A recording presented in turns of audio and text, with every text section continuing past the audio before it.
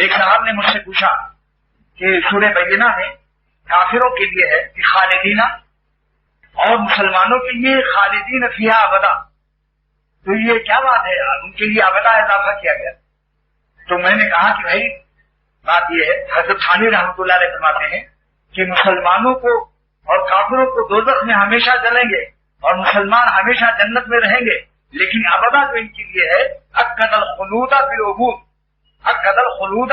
بالعبود، یہ خلود کو عبود سے جو موقف کیا گیا ہے یہ انعام اور مزید شرف ہے مسلمانوں کے لیے، ورنہ معنی اور ترجمہ دونوں کے ایک ہی ہے۔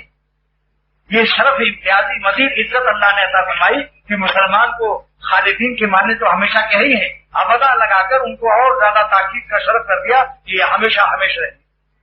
ورنہ ابدا کی کوئی ضرورت نہیں ہے سوائے اس کی عزت افزائی ہے۔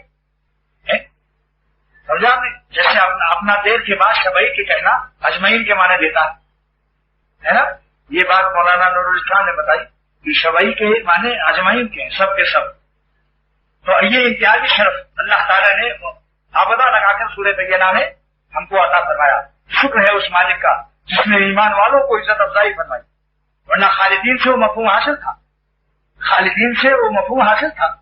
کہ ہمیشہ جنت میں رہیں گے۔ ابدا کا اضافہ ہے شرف امتیاز شرف، شرف میں ان کو امتیاز کرنا ہے، شرف امتیازی اللہ کو عطا کرنا تھا، اس لیے فرمایا کہ اکد الخلود بالعبود،